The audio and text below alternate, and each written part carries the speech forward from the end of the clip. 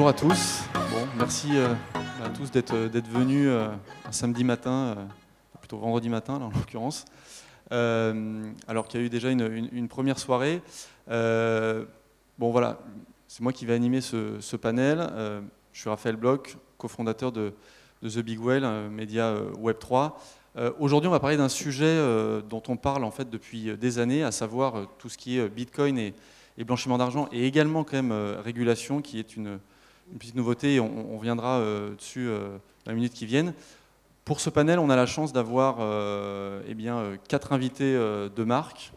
Donc, Faustine Fleuret, qui est la présidente de la DAN. On a également Élodie Belin, qui est la directrice conformité de Delubac, qui est une banque. Également Stéphanie Cabosorias, qui est la directrice juridique de Binance France, et également William O'Rourke, qui est l'associé fondateur du cabinet Orwell Avocat. Ce qui se passe, c'est que, en fait, depuis des années, voilà, dès qu'on évoque Bitcoin, on pense au blanchiment d'argent. Moi, ce que je voulais voir avec vous, tout bêtement, c'est comment les choses ont évolué. Est-ce qu'aujourd'hui, Bitcoin est uniquement associé au blanchiment d'argent? Qu'est-ce qui a été fait au niveau, justement, des exchanges, des banques, pour que les choses évoluent? Et on va également parler de régulation. Et donc, voilà, je voulais voir avec toi, Faustine, tout bêtement, aujourd'hui, que représente, en fait, Bitcoin par rapport à tout ce qui est blanchiment? Est-ce que par rapport à d'autres activités, ça a du sens de parler de cette question? Alors effectivement, c'est une idée préconçue assez persistante que le Bitcoin et les cryptoactifs en général seraient la monnaie des criminels. Et en réalité, ce n'est pas du tout le cas. Il y a des chiffres d'abord qui le montrent. Il y a une étude qui est faite tous les ans. Et si on regarde d'année en année, le pourcentage de transactions illicites en cryptoactifs, dont en Bitcoin, ne fait que baisser. Donc en 2021, on est sur 0,15% de transactions illicites dans le total, donc ce qui est relativement peu, surtout si on compare aux transactions classiques. Et en fait, c'est aussi dû au fait que, notamment, la réglementation se perfectionne. Et s'il y a un autre chiffre intéressant qui peut être donné, c'est qu'il n'y a aujourd'hui que 3% de plateformes centralisées qui ne vont pas faire d'identification client de KYC. Donc on est sur une évolution qui en plus permet d'expliquer pourquoi, de base, de toute façon, intrinsèquement, du fait de la technologie, Bitcoin et cryptoactifs ne sont pas bons en fait, pour des malversations. Le registre est public, transparent, les transactions sont traçables, pseudonymes et non pas anonymes. Donc de base, de toute façon, c'est pas fait pour, disons. Et en plus, on a des outils technologiques qui permettent de plus en plus, même sur des cryptoactifs qui se voudraient anonymes, de parer en fait et d'être d'autant plus efficaces. Et alors, comment peut-on expliquer finalement qu'on continue d'associer autant Bitcoin au blanchiment? C'est une question d'incompréhension en fait, du fonctionnement de Bitcoin, c'est une question de lobbying de certains acteurs. Comment vous l'expliquez?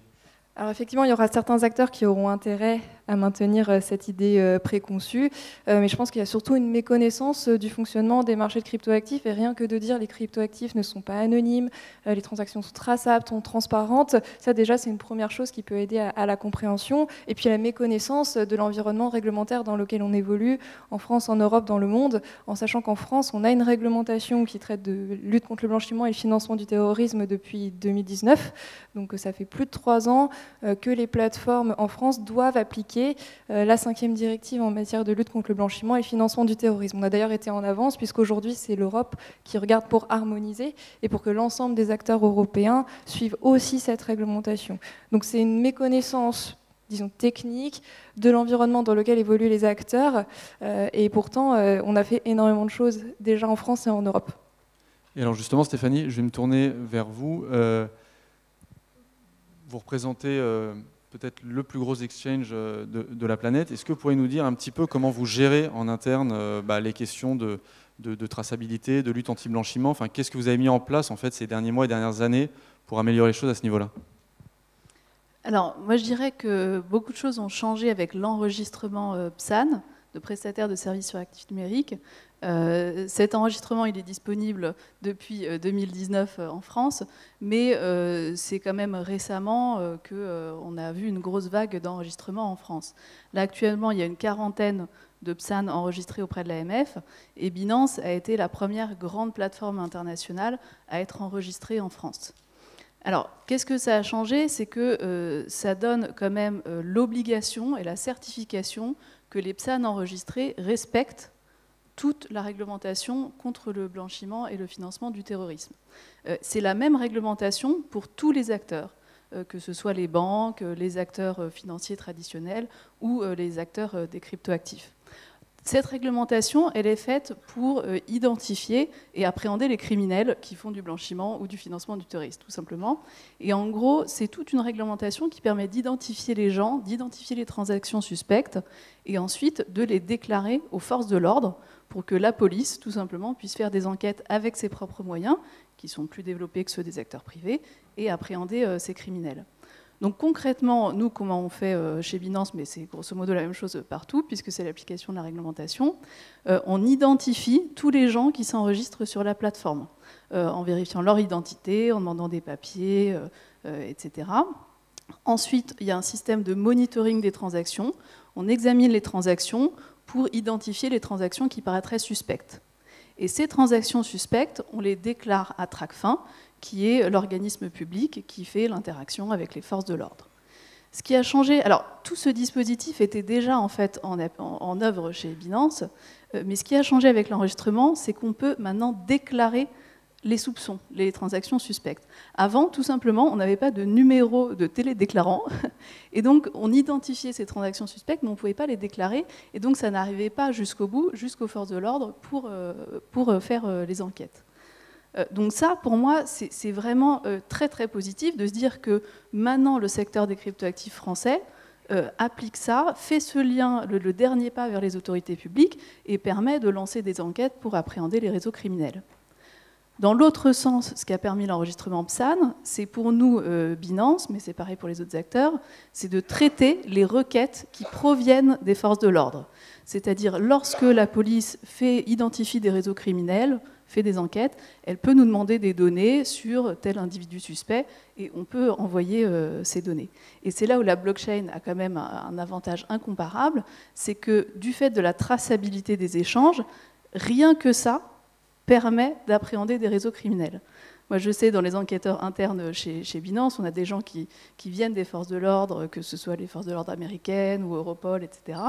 Ils nous disent, parfois, certains réseaux, on a réussi à les démanteler et à les appréhender uniquement grâce à la blockchain. S'il y avait du cash derrière, on n'aurait pas pu le faire, parce qu'on n'aurait pas pu prouver ces transactions suspectes. Donc paradoxalement, en fait, il y a un système qui permet encore plus facilement de lutter contre la criminalité ou des choses comme ça. Et alors justement, je me tourne vers vous, Élodie. En l'occurrence, concernant justement les banques, bon, alors vous êtes un peu l'exception l'une des exceptions dans l'univers bancaire, et je parle de l'univers bancaire français avec de l'UBAC.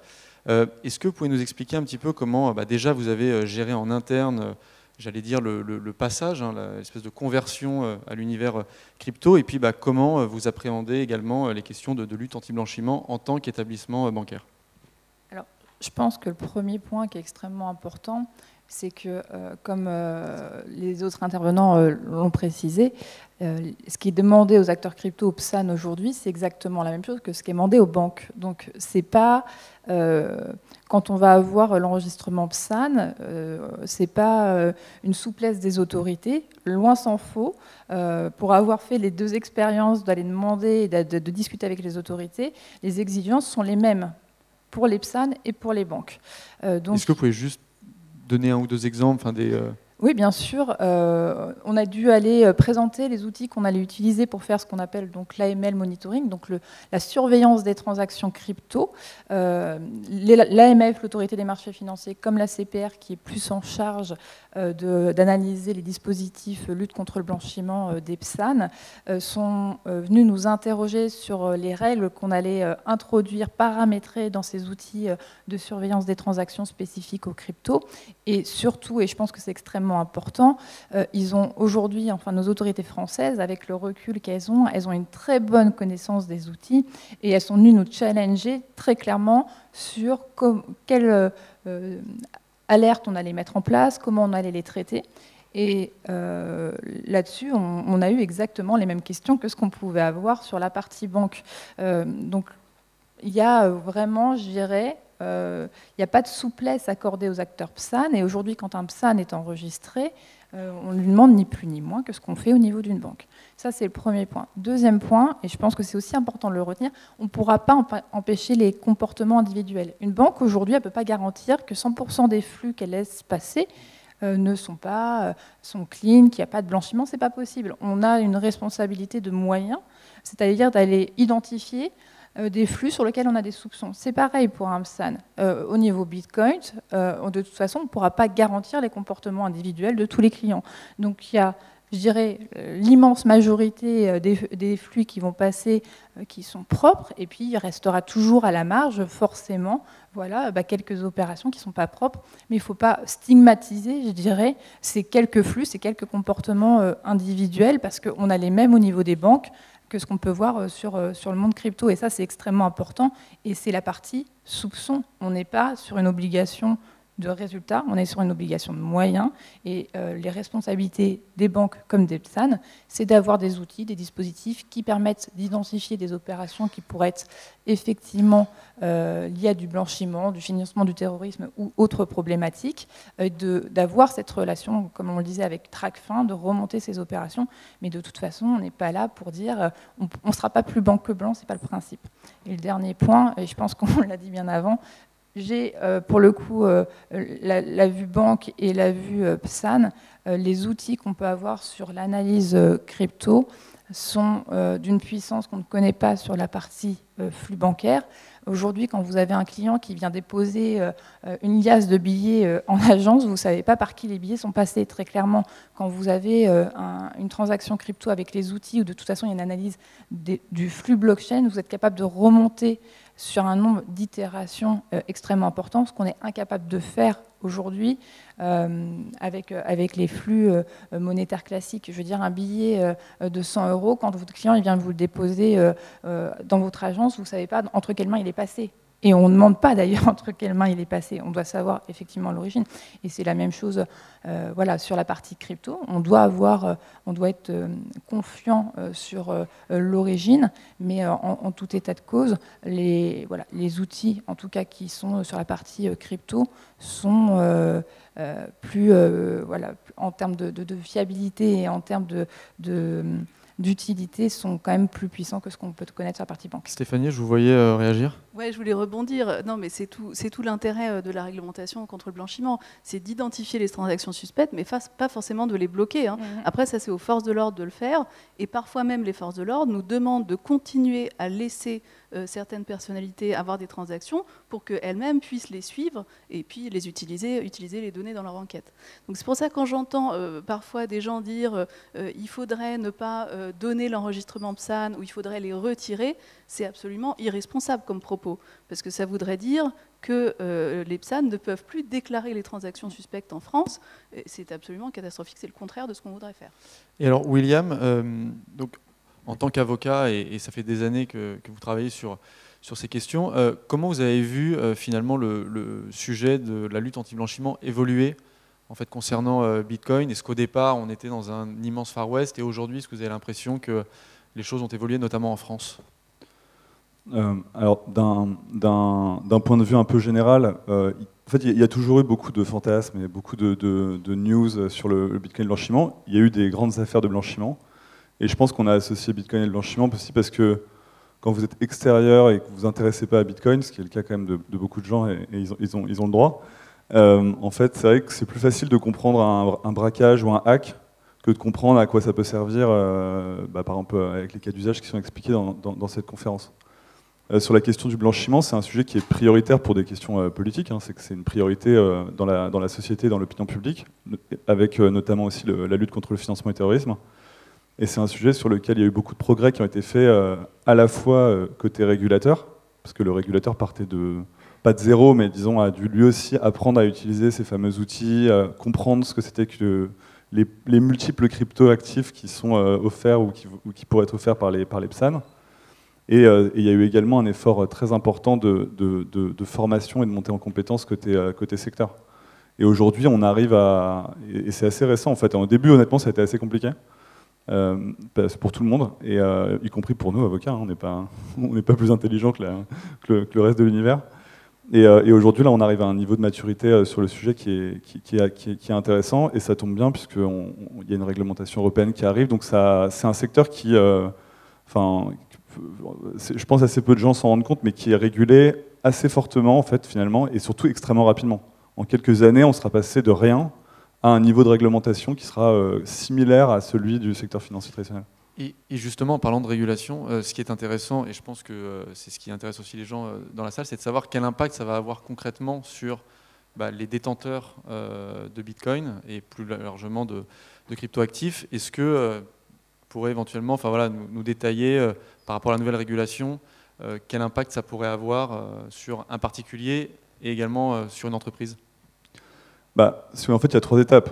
Il y a quelques années, le Bitcoin, c'était absolument non régulé. Tout le monde pouvait vendre du Bitcoin, en acheter, ouvrir un comptoir de vente de Bitcoin. Et certaines boîtes très recommandables l'ont fait à l'époque. Mais c'était pour le coup vraiment le Far West. C'est-à-dire qu'il fallait avoir confiance, il y avait beaucoup d'escroqueries en ligne, etc. L'enregistrement, on en a parlé, c'est surtout un enregistrement qui sert à appliquer des obligations de lutte contre le blanchiment au secteur. Ça donne une forme de sécurité puisque ces acteurs-là sont enregistrés auprès de l'AMF, mais en réalité, la lutte contre le blanchiment, c'est pas quelque chose qui a un impact énorme pour l'utilisateur. Une fois que vous avez été identifié, que vous avez donné les informations qui permettent de participer à cette lutte contre le blanchiment, après vous utilisez le service. Mais c'est pas parce qu'un acteur fait de la lutte contre le blanchiment que vous avez une protection qui est équivalente à celle d'un acteur traditionnel. Donc aujourd'hui, c'est l'état dans lequel on est. Il faut évidemment aller vers les PSAN si vous voulez utiliser des cryptos, acheter des cryptos ou du Bitcoin, etc. Mais il n'y a pas de... Si vous déposez des cryptos chez un PSAN, vous n'avez aucune garantie que, par exemple, s'il y a un hack, vos cryptos pourront être remboursés, par exemple. Et ça, c'est quelque chose qui va changer dans quelques années. Alors, après, ça dépend. Il y a des règles internes au PSAN, mais je ne rentre pas dans le détail. Hein. Et dans quelques années, vous allez avoir une réglementation européenne donc, qui s'appelle MiCA, que vous voyez en haut à droite. Et cette réglementation, elle va non seulement évidemment garder tout l'aspect lutte contre le blanchiment, mais elle va apporter tout un ensemble de règles que je ne détaille pas, mais qui en gros vont vous apporter des garanties qui seront les mêmes que celles, par exemple, si vous ouvrez je sais pas, un produit d'investissement classique, donc type compte-titre par exemple. Donc c'est-à-dire que vous allez avoir des règles contre les conflits d'intérêts, des règles prudentielles, c'est-à-dire en fait s'il y a un problème avec les fonds, ils seront remboursés, etc. Je ne sais pas si vous voulez ajouter quelque chose. Oui, justement, Stéphanie, pour le coup, vous, Mika, comment vous appréhendez ce nouveau texte? Qu'est-ce que cela va changer pour vous? Alors, ça va surtout changer quand même pour les investisseurs, parce que ça va leur donner des vraies garanties. Là, la première étape de l'enregistrement PSAN, c'était la lutte contre le blanchiment, c'est la priorité. Mais la deuxième étape, c'est apporter des protections à l'investisseur. Et ça, ce sera le cas dans MiCA. Par contre, pour tous les PSAN, ça va être quand même une marche réglementaire assez significative à prendre. Alors nous, en France, on a la chance, et ça c'est vraiment quelque chose de bien pour la compétitivité, on a la chance d'avoir ce qu'on appelle l'agrément PSAN. C'est le niveau 2 de la réglementation française, qui est grosso modo comme la réglementation européenne. Et ça, on est le seul pays en Europe à l'avoir. Donc notre intérêt, moi je pense, pour le secteur crypto français, c'est de se dire, on se met au niveau de la réglementation européenne avant tous les autres. Donc en postulant aux agréments PSAN, en se mettant au niveau du deuxième étage de la réglementation française, qui est optionnel pour l'instant, ce n'est pas obligatoire, ceux qui veulent le demander le font, ceux qui ne veulent pas le font pas. Mais en saisissant cette opportunité, on prend une avance sur tous les autres acteurs européens, et quand MiCA entrera en vigueur dans 2 ans, eh bien, les acteurs français qui auront cet agrément PSAN auront un avantage compétitif, parce qu'ils seront déjà conformes avant tous les autres, et surtout, ils pourront convertir leur agrément français en agrément européen assez facilement, et bénéficier du passeport européen. Le passeport européen, c'est quelque chose qui existe pour les banques, mais pas actuellement pour les PSAN. C'est que lorsque vous êtes enregistré dans un pays, vous pouvez offrir vos services dans toute l'Union européenne sans avoir besoin d'avoir d'autres agréments dans les autres pays, ce qui n'est pas le cas pour l'instant. Et ça, c'est un avantage compétitif qui est énorme, vous voyez bien, pour toutes les plateformes à la fois internationales ou pour les acteurs français qui aimeraient s'ouvrir en Europe. Quand tous les autres PSAN européens, dans 2 ans, iront déposer leur dossier devant leur régulateur national et qu'il y aura un goulot d'étranglement et qu'il faudra attendre 1 an pour être enregistré, ben les acteurs français qui auront anticipé, qui auront l'agrément français, qui le basculeront en agrément européen, ils pourront aller sur ces marchés dans les autres pays européens. Et ça, c'est un avantage compétitif énorme. Et en même temps, là, en un quart d'heure, finalement, on a vu qu'on pouvait assez facilement donc, tracer les flux, que les acteurs étaient aussi compliant qu'aujourd'hui les banques. Mais si quand même on pense à la philosophie qu'il y a derrière Bitcoin, c'est aussi peut-être la capacité de justement échapper à cette traçabilité. Enfin, comment faire pour concilier les deux et j'allais dire peut-être éviter de passer par soit des banques, soit des exchanges. Stéphane. Je peux essayer de répondre à cette question. Alors, en fait, le changement qui est totalement novateur avec Bitcoin et qui restera, en fait, c'est comme Internet. Aujourd'hui, même si ça s'est énormément centralisé, ça reste comme un outil qui est radicalement différent de ce qu'on a connu avant. Les crypto-monnaies, c'est la même chose. Vous allez avoir des acteurs, on le voit, qui sont en train d'être régulés, donc qui vont devenir des acteurs, pour la plupart d'entre eux, des acteurs financiers.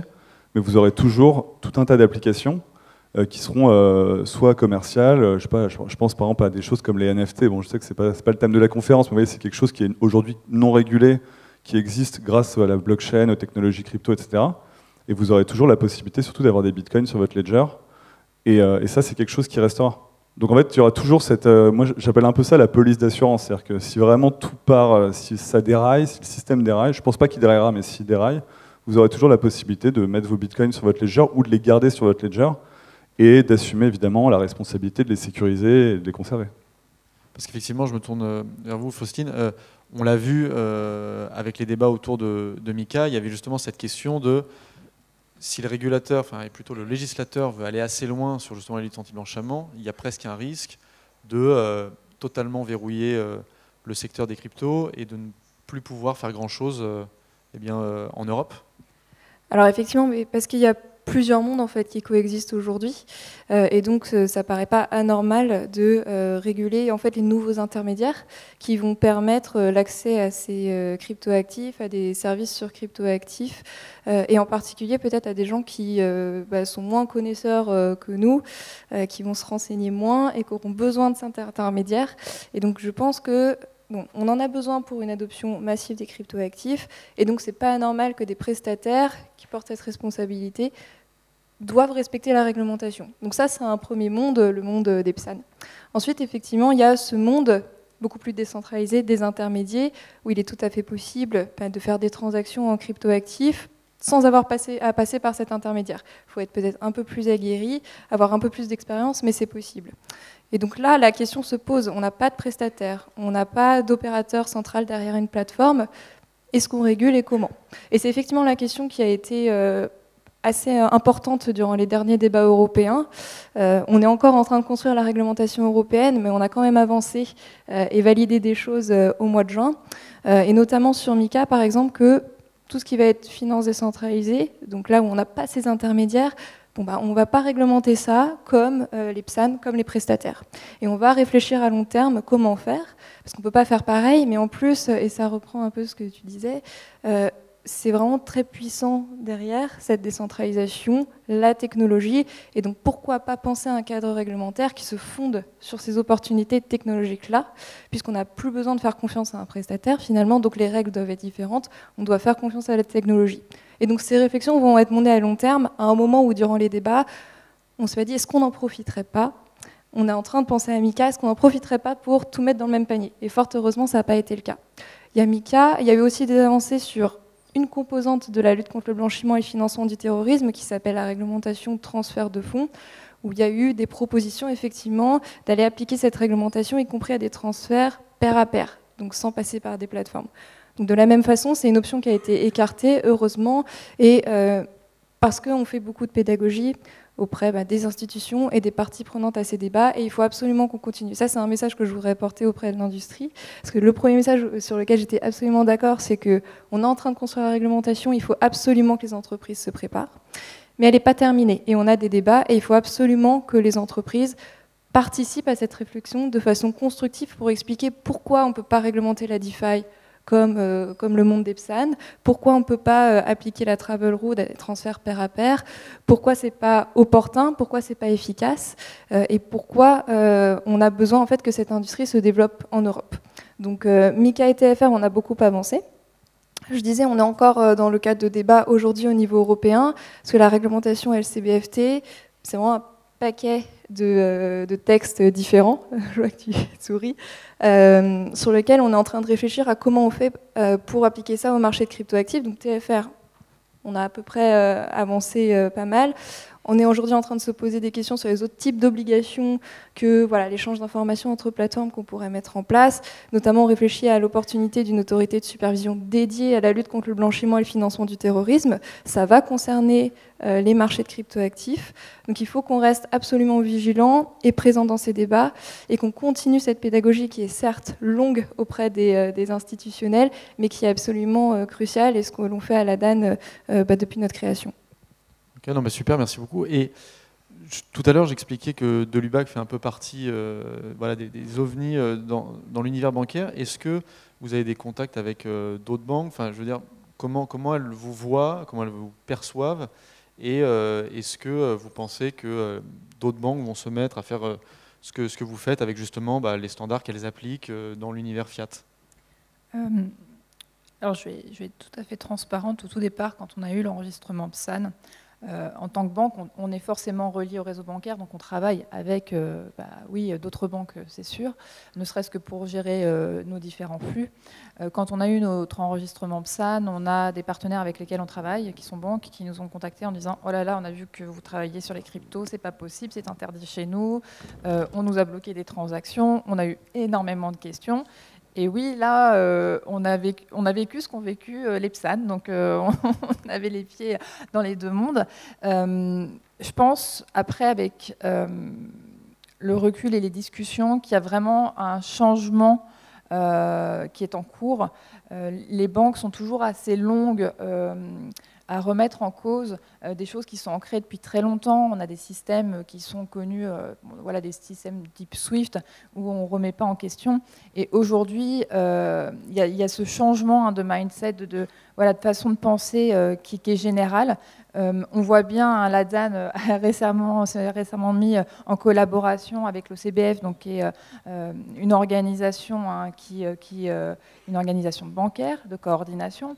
Donc on voit que de toute façon, oui, les établissements bancaires sont en train de revoir. Je pense qu'on a tous vu dans la presse les acteurs du monde financier, et pas que les banques, d'une manière générale, montrer un intérêt. Bon, je passe BlackRock et autres qui sont quand même des acteurs majeurs. Aujourd'hui, on voit bien que tout le monde se met sur les cryptos et les gros acteurs bancaires français qui, jusqu'à présent, ont été très réfractaires, ont tous, quasiment tous, des équipes qui travaillent sur les sujets crypto ou à minima tokenisation.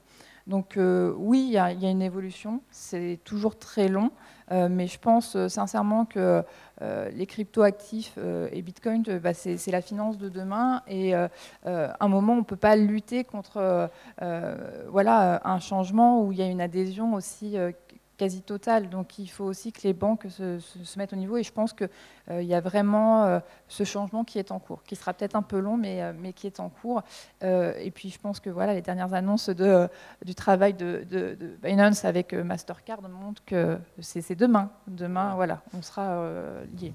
Non, très bien. Et alors, si on sort justement un peu de l'univers bancaire et financier sur les autres entreprises, parce qu'il n'y a pas que des acteurs financiers qui travaillent avec Bitcoin et les cryptos, William, est-ce que dans d'autres domaines, par exemple celui de tout ce qui est légal ou choses comme ça, finalement les entreprises qui bossent sur Bitcoin ont aussi des sujets en termes de lutte anti-blanchiment, des choses comme ça? Oui, bien sûr. Le gros enjeu, c'est que, et c'est un peu, je pense, moi ce que j'aimerais que vous reteniez, c'est que la réglementation est là, c'est une bonne nouvelle. En fait, parce que c'est un sujet très anxiogène dans la communauté crypto, parce que c'est vrai que c'est pas très en ligne avec les origines cypherpunk et anonymes de Satoshi Nakamoto, mais la réglementation, c'est quelque chose qui est là, c'est les règles du jeu. Moi, je dis souvent, c'est un jeu de société. Les règles, elles évoluent pendant la partie. Votre but, c'est pas de dire les règles sont nulles, on fait un veto, c'est de jouer avec et d'essayer de pas passer par la case prison, quoi. Et nous, c'est notre rôle, c'est les gens viennent nous voir pour ça, c'est gagner le jeu de Monopoly sans passer par la case prison, quoi. Et franchement, ça se fait, hein. Vous voyez, il y a 43 PSAN en France. Je pense pas qu'il y ait 4 fois plus d'acteurs. Donc vous voyez, il y a quand même, c'est possible de devenir PSAN, c'est possible d'être enregistré. Et les règles de lutte contre le blanchiment, elles sont possibles à mettre en place. Ça demande un peu d'effort, mais ça, c'est comme toutes les règles de jeux de société. Il y a un moment, il faut les apprendre. Les 15 premières minutes, quand on joue dans un nouveau jeu de société, sont compliquées, quoi. Mais voilà, donc c'est complètement faisable. Alors là, on a quand même un atout en France, c'est qu'on est assez bon sur la réglementation, hein. D'habitude, c'est un fardeau, c'est-à-dire on dit il y a trop de réglementation. Mais là, quand même, ce qu'on a fait récemment, c'est qu'on a réussi à influencer sur les règles du jeu. Les règles du jeu, en tout cas européennes, enfin françaises, elles ont été déterminées en lien avec le secteur des cryptos, et les règles européennes, elles sont très largement copiées-collées des règles françaises. Donc toute cette expertise en France qu'on a à travers les associations professionnelles, les acteurs crypto et même les banques, hein, qui participent quand même à ces réflexions, ça nous donne quand même un avantage en termes de compétitivité aujourd'hui. Vraiment, la réglementation aujourd'hui, elle est très largement issue de la France. Et demain, il faut qu'on continue ça. Les règles du jeu qui vont être édictées sur les transferts de fonds, sur la DeFi, sur les NFT, il faut qu'on soit en amont de la réflexion. Il faut qu'on lance dès maintenant des travaux en France là-dessus pour proposer qu'est-ce qui serait la meilleure réglementation compte tenu de vos activités. Ceux qui savent le mieux quelle est la meilleure réglementation, c'est les gens qui pratiquent, c'est les professionnels, ceux qui ont des activités. Mais pour ça, il faut être un peu avant-gardiste, il faut se projeter dans l'avenir, se mobiliser et se dire, voilà, on travaille ensemble, on fournit des propositions et c'est garanti sûr à 100% qu'elles seront prises en compte par le législateur européen. Et d'ailleurs, on a des preuves, hein, puisque sur MICA, j'en parlais, la finance décentralisée n'a pas été inclue dans le périmètre parce que les efforts de pédagogie et d'alerte du secteur ont montré que c'était pas adapté. De la même façon, pour les NFT, ça n'a pas été intégré dans le périmètre. À un moment, on a parlé d'obligations assez lourdes sur le minage. De la même façon, on est monté au créneau et aujourd'hui, on est sur un traitement beaucoup plus proportionné sur la question environnementale dans les textes européens. Donc, c'est des preuves que quand on est présent dans ces débats, c'est efficace et que en fait, on a tous à la fin le même objectif puisque on peut pas partir du postulat qu'il n'y aura pas de réglementation. Ça, c'est pas la bonne hypothèse de départ. Il y en aura une. Donc notre but, c'est que ce soit celle qui va permettre aux acteurs de quand même développer l'innovation, se développer à l'Europe grâce au passeport notamment, pour qu'en fait on soit compétitif par rapport à des acteurs dans d'autres régions qui le sont déjà beaucoup. Et juste là, dans ce qu'on décrit, finalement, on est à chaque fois dans la prévention, c'est-à-dire qu'on essaye d'éviter, via des processus, des KYC, des choses comme ça en interne, justement au sein des exchanges et des banques, pour éviter le blanchiment. Qu'est-ce que vous pensez aussi de l'idée de potentiellement, finalement, ne pas faire ces contrôles en amont, mais plutôt en aval, c'est-à-dire que vous laissez les gens, en fait, librement utiliser les cryptos, et puis après, en cas justement de fraude ou de crime, vous êtes capable de remonter. Parce que c'est vrai que là, aujourd'hui, on a le sentiment qu'on se dirige vers un monde où on ne va faire que contrôler de plus en plus, et qu'à la fin, ça devient très lourd, très contraignant. Et je pense notamment au système bancaire actuel, où vous pouvez avoir pas mal de contrôles qui ralentissent les choses. Enfin voilà, on le connaît tous. William ? Juste là-dessus, en fait, c'est un monde idéal, évidemment. C'est-à-dire qu'il y a un réflexe... et que tout le monde a, c'est-à-dire pourquoi un acteur privé devrait faire le boulot de la police, quoi. C'est la question de base de la lutte contre le blanchiment. Ça a déjà été essayé, hein. Il y a des pays dans le monde où c'est possible, hein, et on les voit, hein. C'est des pays qui généralement ont un système financier qui est pas forcément très reluisant, et c'était l'état en fait de la finance au début de la globalisation de la finance, donc années 70-80. Et vous avez eu les systèmes criminels en fait sont plus rapides que les forces de l'ordre, qui en plus ont un problème, c'est qu'elles sont nationales. Et en fait, pour moi, le débat, ça sert à rien de dire est-ce qu'on est pour ou contre, c'est que la société veut ça en fait.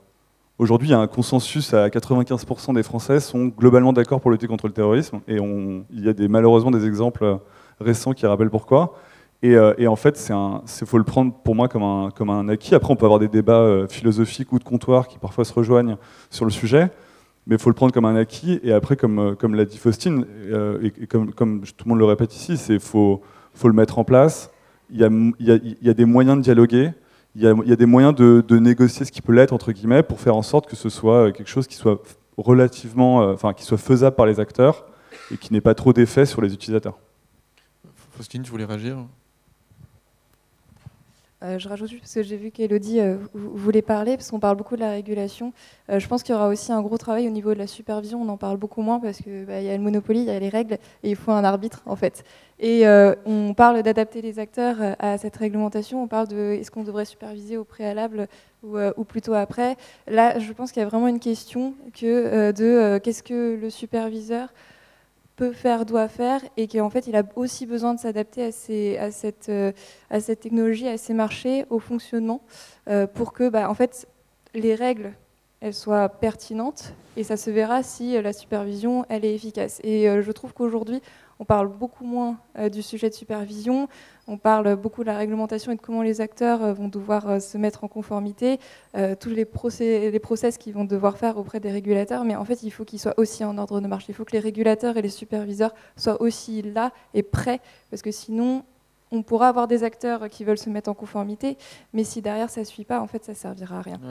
Élodie, avant qu'on prenne les questions. Je voulais juste apporter une précision par rapport à ta question sur pourquoi pas faire les contrôles a posteriori. Je vais donner un exemple très précis. Il y a le blanchiment et il y a surtout un sujet très sensible qui est le financement du terrorisme. Les contrôles en amont, ils sont, oui, liés au blanchiment, mais surtout liés au financement du terrorisme. Il faut comprendre que quand on prend, par exemple, les attentats de Paris ou même le World Trade Center, quand ils sont organisés, ces attentats, c'est pas avec des millions. Ils sont organisés, notamment, les acteurs pour les attentats de Paris, c'était des crédits de trésorerie ou des crédits conso aux alentours de 6 000 €. Et à l'époque, quand il y a eu ces attentats, tout le monde a mis en avant « Oh là oui, mais ils ont pu financer parce qu'ils ont eu ces crédits conso. Il n'y a pas eu les contrôles en amont. » Et je pense que c'est important de retenir ce point-là, c'est que sur les 0,001% de transactions qui peuvent être réalisées et qui seraient liées à ce financement du terrorisme, malheureusement, on a besoin d'avoir ces contrôles en amont parce qu'on sait que c'est des transactions qui sont en général de tout petits montants, mais qui peuvent avoir un impact énorme. Ok, donc merci beaucoup. On va prendre les questions dans la salle. Ouais. Est-ce qu'on peut juste apporter un micro à monsieur, s'il vous plaît?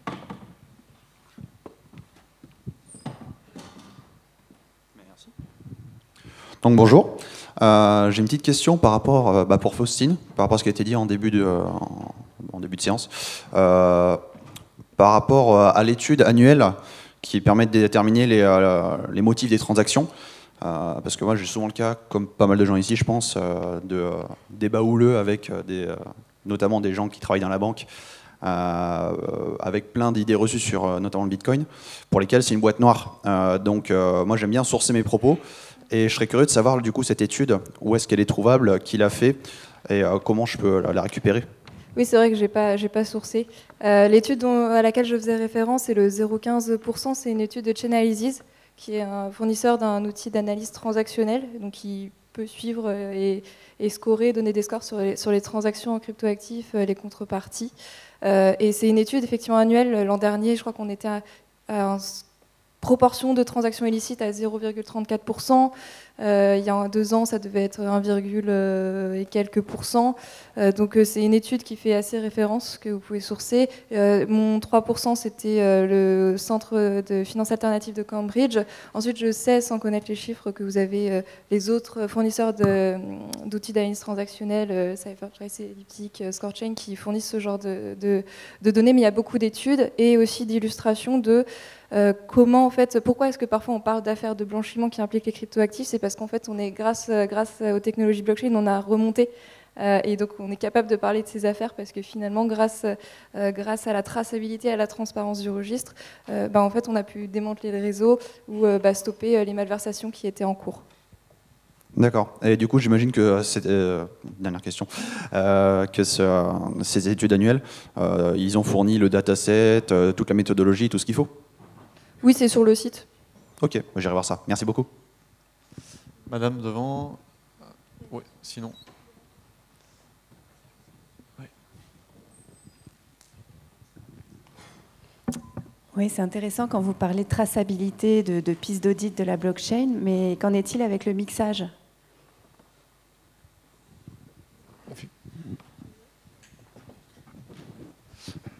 Alors, le mixage, pour ceux qui ne sauraient pas ce que c'est vous avez des outils en ligne où vous envoyez vos crypto-monnaies, elles sont mélangées avec d'autres flux, Et ça permet en principe de casser la traçabilité, puisqu'en fait c'est comme si on mettait tout notre argent dans une corbeille au milieu de la pièce et qu'après on reprenait l'argent de quelqu'un d'autre.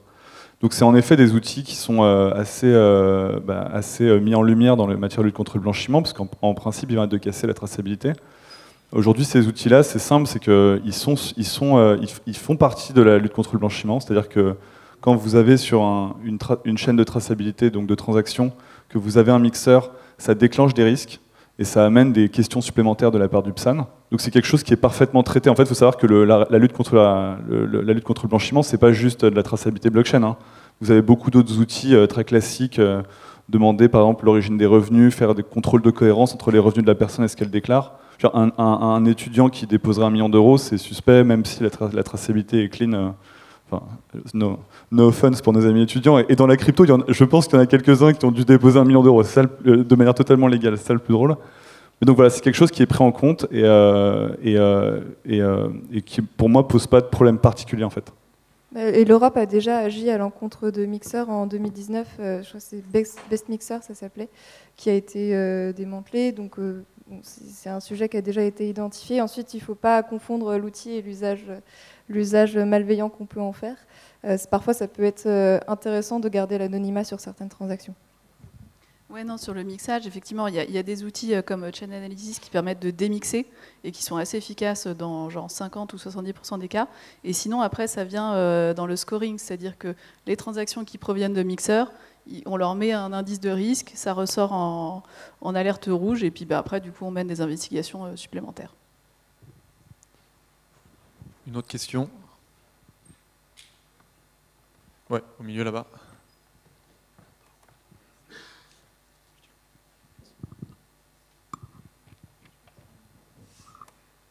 Il y a le monsieur là au milieu. Ah oui, il y a peut-être quelqu'un là-bas. Ah, oui. Ah oui, allez-y. Ici. Dans quelle mesure, par rapport notamment aux plateformes, va y avoir un conflit d'intérêts entre le fait d'avoir un service de garde de cryptoactifs et à la fois un service d'exchange, de broker, notamment donc pour les plateformes? À l'état actuel, il n'y en a pas, hein. C'est des services différents, c'est-à-dire quand on est PSAN, grosso modo, les principaux services qu'on offre, c'est de la conservation, donc de la garde d'actifs, de l'achat-vente ou vraiment la gestion d'une plateforme d'échange. Et donc, toutes ces activités sont autorisées, sous réserve qu'on ait l'enregistrement ou l'agrément. Et après, on peut avoir des politiques de conflit d'intérêts, où on peut analyser en fonction des activités s'il y a des conflits d'intérêts. Mais bon, grosso modo, tous les exchanges font de la conservation et de l'achat-vente et de l'exchange. C'est comme ça que marchent les plateformes centralisées. C'est le modèle de base. La finance décentralisée est sur un autre modèle, mais actuellement, c'est comme ça que ça se passe. Merci. Il y avait monsieur au milieu. Ouais, il y a là-bas. Et on prend encore 2 questions.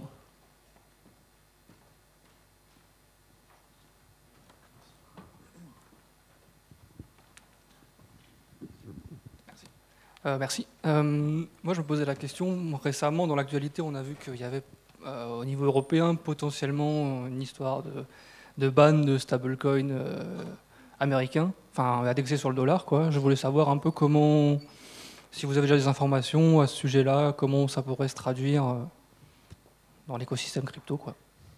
Ouais. Alors, je suis tout à fait d'accord. Dans MiCA, ça c'est un gros problème de MiCA. Alors, le problème, c'est pas la réglementation des stablecoins. Il y a une partie réglementation des stablecoins. Par contre, le problème, c'est que MiCA va entrer en vigueur très rapidement pour cette réglementation, dans 1 an, grosso modo, et qu'en Europe, pour pouvoir émettre des stablecoins, que ce soit des stablecoins euros ou dollars, il faudra avoir un agrément d'établissement de monnaie électronique. Donc c'est un agrément un peu comme une banque, quoi. Donc le délai est très très court pour l'obtenir, et il faut que tous les gros émetteurs de stablecoin dollars demandent cet agrément. Je pense qu'en l'état actuel, il n'y a pas tout à fait une prise de conscience déjà de ça, chez les acteurs européens comme américains, et il n'y a pas encore de prise de conscience de l'urgence de cette réglementation de se mettre en conformité. Or, l'impact sur le marché peut être absolument énorme parce qu'au niveau de Binance, c'est 75% des transactions qui, d'une manière ou d'une autre, impliquent des stablecoins dollars, puisque pour l'instant, on n'a listé que des stablecoins dollars.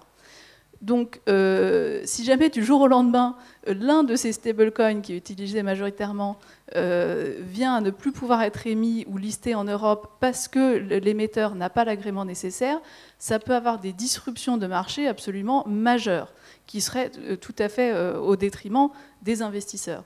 Donc, nous, on a préparé, en lien avec une association européenne qui s'appelle Blockchain for Europe, un papier qui explique ça, vous pouvez le retrouver sur Internet, qui explique les enjeux liés à la réglementation des stablecoins et le fait qu'il faut qu'on anticipe l'impact que cette réglementation peut avoir sur le marché. Là, ce n'est pas une question de lobbying ou n'importe quoi, c'est vraiment une question de stabilité financière sur les marchés crypto, c'est extrêmement important. Oui, William. Peut-être juste rajouter sur les stablecoins, là tu viens très clairement d'expliquer la situation actuelle. Il faut se rappeler d'où ça vient, c'est que MiCA à l'origine c'était censé concerner uniquement les PSAN, les intermédiaires. Et en fait ils ont rajouté pas mal de choses, ce qui fait que c'est un texte aujourd'hui qui est très long, il y a beaucoup de chapitres, etc., notamment sur les stablecoins.